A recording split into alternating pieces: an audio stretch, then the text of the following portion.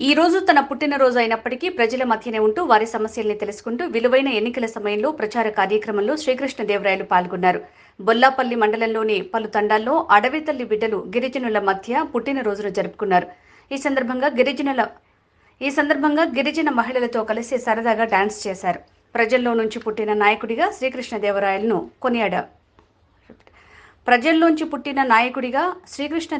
కొనియాడబడ్డారు.